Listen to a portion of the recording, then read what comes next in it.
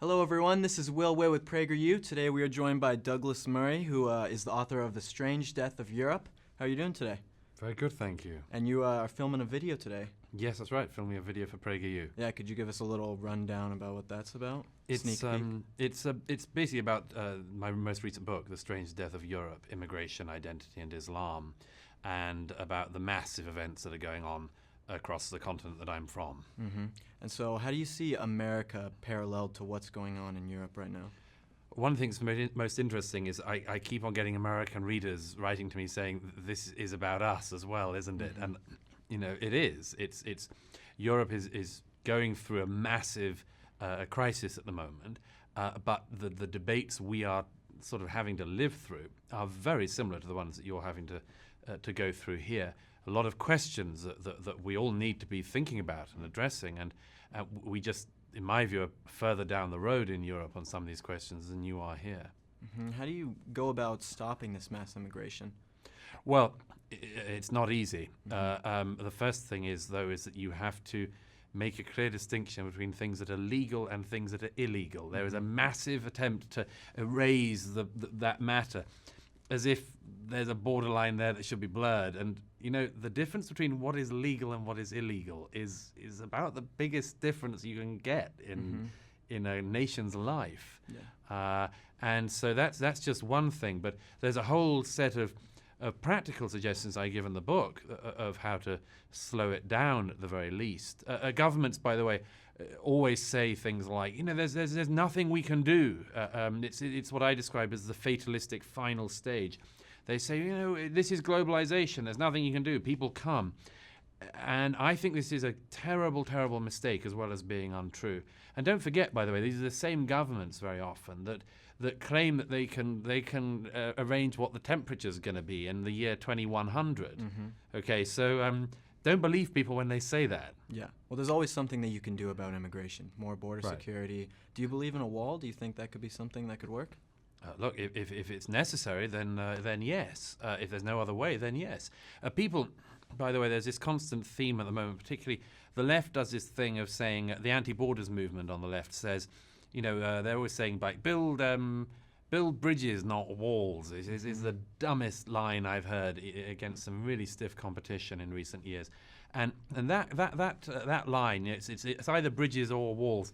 I invite those people to come to London, where after 3 massive terrorist attacks last year, all of our bridges are now covered in walls. So it's not an either-or thing. Yeah. Well, they want open borders, but then they also want a welfare state as well. Yeah, and somebody made the point recently that we've got bollards around every major public building these days in Britain, France, and elsewhere in Europe.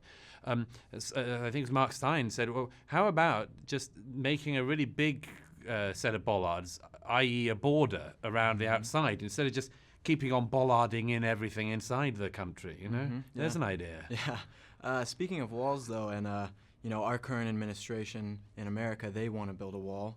Do people in Europe take so kindly to the administration we have here? Gosh, I don't think that your current president is an absolute favorite of European publics. Why is that? Well, all sorts of reasons.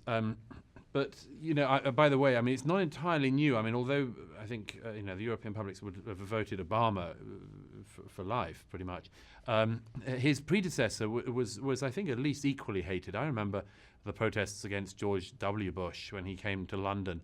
I think it's a real shame, this, because there are all sorts of criticisms you can make of President Trump, as there are of any administration. But to be in the situation that, for instance, we're now in Britain, where, you know, the state visit has been postponed. The state visit of Donald Trump to London has been postponed because of pressure from the mayor of London, Sadiq Khan, and a very vocal lobby of leftists who say, you know, he's not welcome in our country with his views. You know, we had the Chinese leadership a couple of years ago. And by the way, President Trump has made visits to France, to Germany, to Poland, to Belgium, perfectly unmolested by a rampaging mob of a public. So I, at any rate, am very embarrassed that we've got to this stage where a state visit by the president of our closest and most important ally, the United States of America, feels that he shouldn't come to London. Well, why is it that the UK is much more progressive and leftist than these other European countries? Well, I'm not sure it is that. I mean, everyone's sort of equally, on that continuum. I think it's all sorts of things. We're sort of vulnerable to that virtue signaling class these days. My own view, maybe this sounds kind of francophobic, but the French are very cynical about these sorts of things. I mean, they might not like Donald Trump all that much, but they want to do business. Yeah, exactly. In Britain, we're stuck in this, like, we'd like to do business, we'd like business as normal, but these really loud harridans of the sort of virtue signaling left, who seem to have as a full-time job, the desire to be on the streets every day of the week protesting against anything that they don't like. I mean, I don't know where they get their income, but Exactly. Well, Trump is still getting business done regardless of everything that's going on. I'd like to thank you for joining me today, speaking with me. Great pleasure. And look forward to his PragerU video coming out very soon. Thank you, everyone. This is Witt and Douglas Murray. Thank you.